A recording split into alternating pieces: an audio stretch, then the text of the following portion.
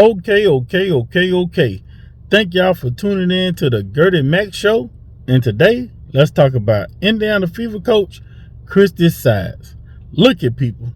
Skating on thin ice has jumped into the transfer portal. Now, Christie Sides, she has been in the hot seat in the last couple of games because people feel like she is not the coach for the number one draft pick, Caitlin Clark.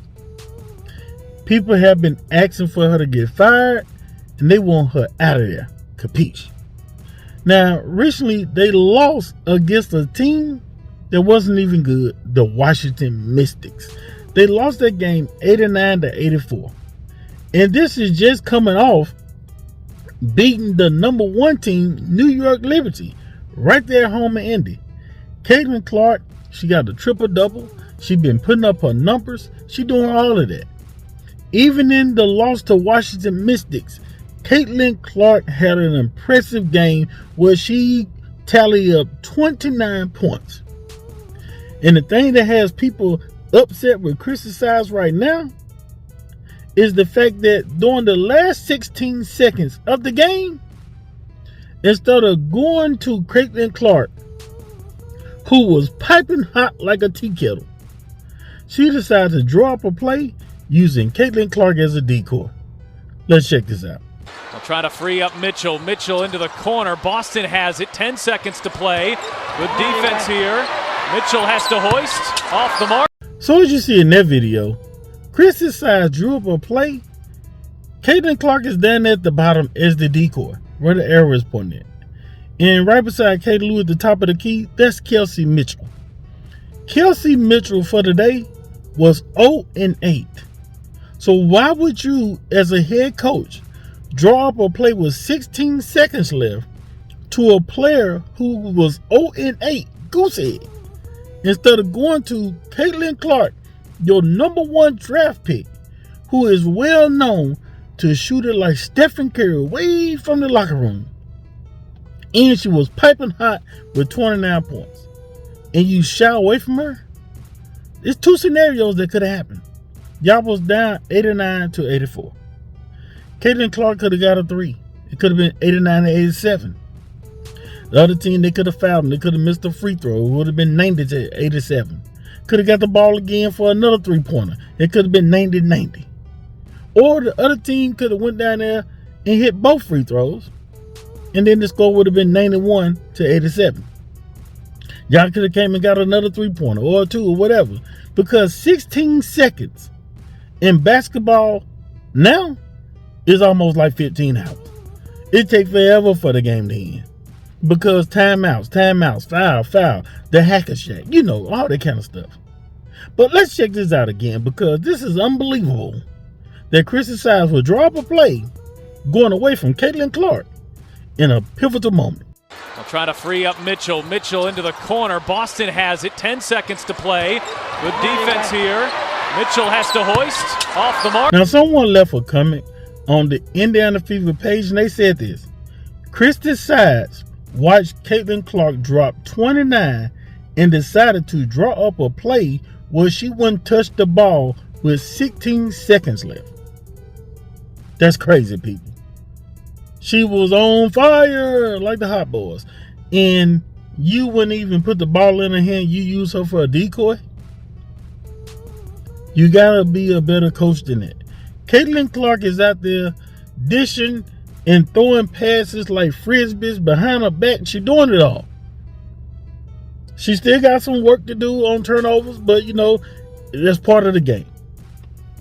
But Caitlin Clark, she balled in that game. You can't take that from her. And all the young girls around the world that's thinking about playing sports, this is good for the WNBA.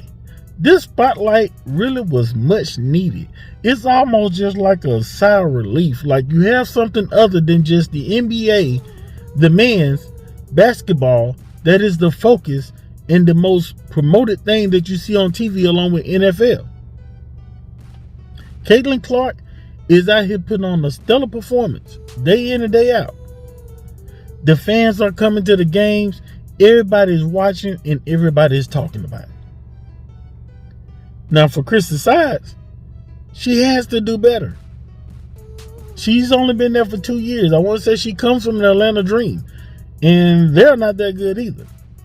But Christie Sides is showing you a clear example of how to lose your job.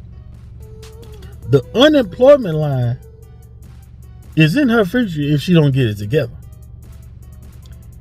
Because the front office can only take so much of losing, especially games that could have been avoided. You could have got the W or gave yourself and your team a better chance to get the W. Now today they take on Phoenix Mercury. This is a rematch. But the thing about it is, Christie Sides, after she lost the game to the Washington Mystics, she refused to talk to reporters about her starting lineup change. You just won against the New York Liberty, and then you make a starting lineup change. If this lineup won, why change it up?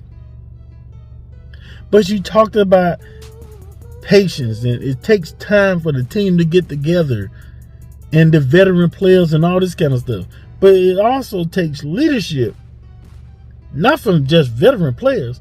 The leadership comes from you, the coach. Y'all check out the video, what she had to say. I think they came in focused. You know, we had a really good video session. We were able to watch some things that we didn't do those first 3 quarters that, you know, if we'd have done in the like we did in the 4th quarter, it would have been a different outcome. What kind of stuck out to you in that video session of the first 3 quarters? Oh, our defense was not very good. We were we just didn't look like we were communicating out there. You know, we put a scouting report together and we just couldn't. We just weren't executing the schemes that we were supposed to be executing. You talked about chemistry before last game and just how it's grown throughout the year. Obviously, I know you guys lost that last game, but what are some examples and how have you really seen this team come together and maybe grow personally as well as professionally this year? Yeah, I think personally it's just the time that they've been able to spend together. You know, we do a lot of events where they're, you know, not just in the arena. You know, they're out in the community. They do a great job in the community. So just when you're having those kind of times where it's not about basketball, that just kind of gives you an opportunity to have different conversations. On the basketball court, you know, that's a timing thing. That's that takes time. Chemistry takes time. Playing together, understanding, you know, roles and routines and what people do, that just takes time. So we've gotten better, you know, from where we were early, you know, with very little practice and then the schedule that we had to where we are now. Is there like a specific example, like in your coaching career or even when you played, where chemistry really went a long way in producing results? Yeah, I think a lot of it, you know, team chemistry it's a funny thing because this is the pro rank. So like it's different, you know, in college than in the pros.